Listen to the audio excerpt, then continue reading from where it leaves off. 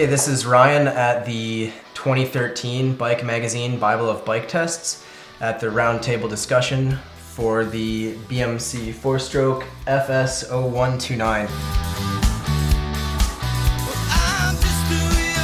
This is a full carbon bike. It's new for this year from BMC. It's a 100mm travel race bike, and I thought it behaved really well on our course. Super efficient suspension, and really quite a stiff frame as well. This was my favorite of the full-fledged race bikes. I, not being a fan of platform dampening, it behaved really well with it wide open. The plushness that came with that was also thanks to the really low pressure shock. I, being 190 pounds, set up a lot of these bikes at well over 200 pounds. This one for me was 110 pounds.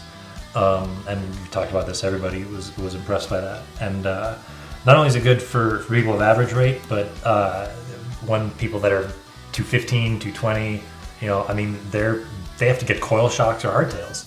My one complaint is we don't have an exact price. It is a little pricey, and to get all the stuff that we like about it, this is the price point you want to get it at. To get the carbon rear end and all that. It's nice they do 3 different component builds of this frame, so you can get what you want. Yeah, I mean the bike is incredibly efficient. This is the bike that I left wide open, and when you have that when you're pedaling, like a lot of other short dual link bikes, VPP, DW link, it moves, it scoots up, it goes up, climbs real fast. The component spec is outstanding. Love the Kashima coated rear shock. I like the fact that you have a low pressure air sprung rear shock that's also going to be more durable over the long term, not having to have that super high pressure in there all the time. XO, I'm a huge fan of SRAM XL in general, and it's kind of there's a lot of good components that we were riding out there, but it was amazing how noticeably crisp and precise the shifts were. I mean, there's really nothing I would change on it. Would I recommend it to somebody, personally?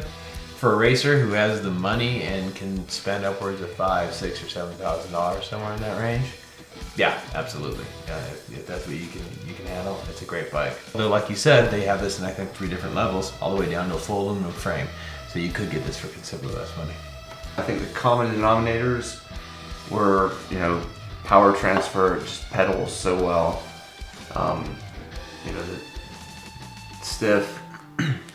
It's capable. I felt the suspension was good on small bumps and the bigger bumps that we had on our XC loop. Mm-hmm.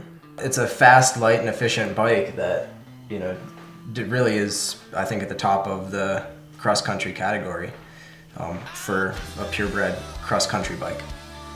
The day after shooting this video review of the BMC Fourstroke FS01 the carbon frame broke. The rear triangle's lower pivot cracked while climbing.